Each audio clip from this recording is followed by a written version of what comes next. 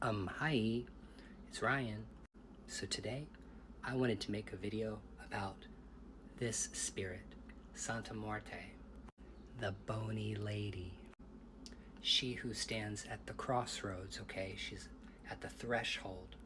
So there are a lot of people that say if you practice Ifa or Orisha, that you're not supposed to work with that spirit. You're not supposed to have that spirit in your house.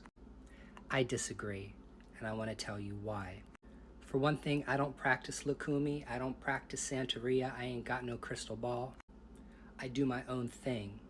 But if you practice the religion and you got a godparent that's bossing you around and telling you what to do, by all means, keep doing that if that's what's making you happy.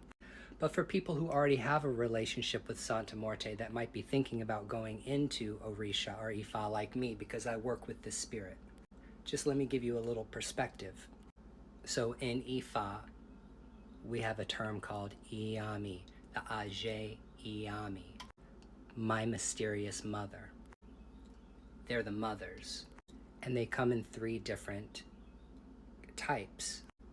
Aje Funfun, which are considered to be very benevolent mother spirits, divinities.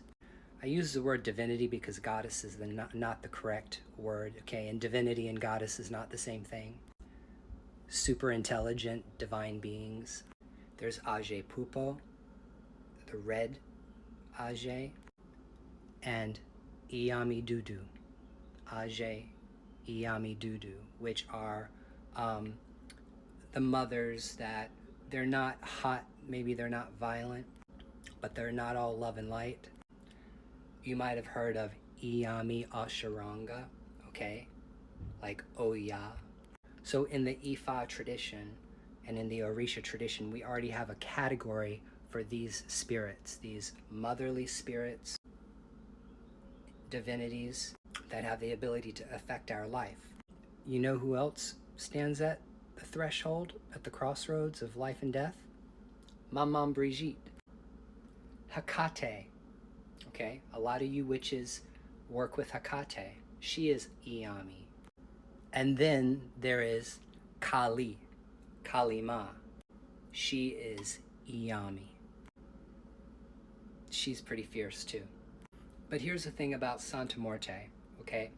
This is an indigenous spirit, indigenous to the Americas, to the diaspora. When Catholic crusaders came through Mesoamerica, conquered the people, and did a forced conversion to Catholicism, this entity, this spirit, was able to survive colonization. Because Catholicism and Catholics are weird, they use a lot of skulls and like remains of saints and stuff, like in their church. Like Catholics literally will take the skulls of saints and like put them in cathedrals and stuff. It's a whole tradition called Memento Mori, remember your death. So it's because of all of that Grim Reaper, Memento Mori, Catholic weirdness around the dead and praying for the dead in purgatory and the angel of death and all of that stuff, that we were able to maintain a relationship with this particular entity. So if you have these ancestors, that's one of your ancestral divinities. And here's another motherfucking thing I want to say. A lot of these babalaos in the diaspora, I'm not talking about people in Africa, I'm talking to people that live in America, okay, the United States. Not even the Caribbean, I'm talking about Americans that practice all of this stuff. A lot of these people, these Cubans and Puerto Ricans, babalaos and santeros and people, most of them are all scratched in Palo Mayombe. Most all of them have an inganga, okay? Getting scratched in Palo and receiving inganga is kind of like one of the entry level things that you get when you go into these traditions if you practice Santeria. So all of those people are working with the same energy.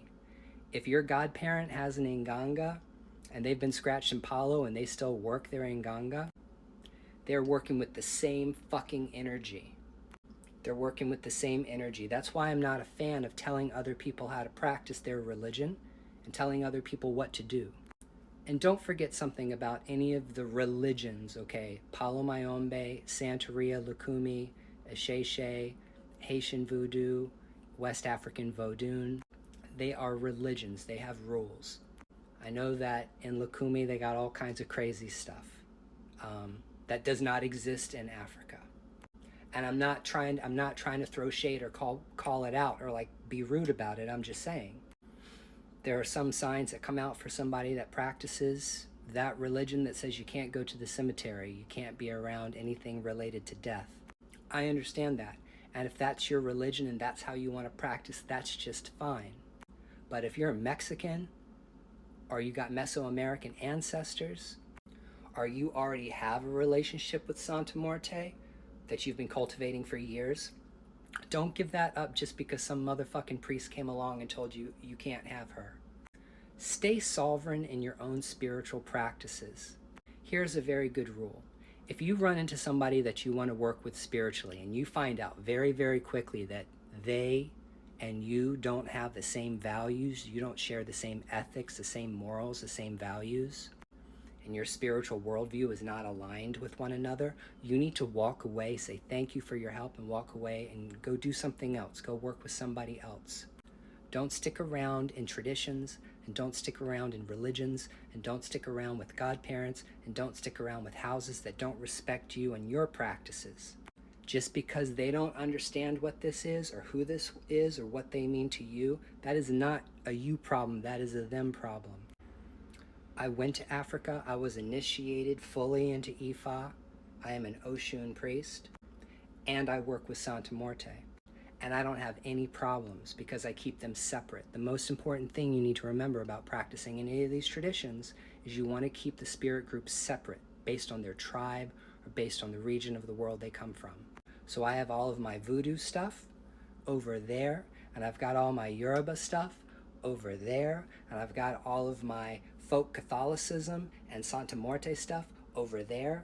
I've got the Buddhas over there, and I've got the yoga stuff over there, and they never mix. I never mix these things. They are their own practice. They're their own separate practice, and they need to be treated like separate practices. So I hope that helps. You okay, bye?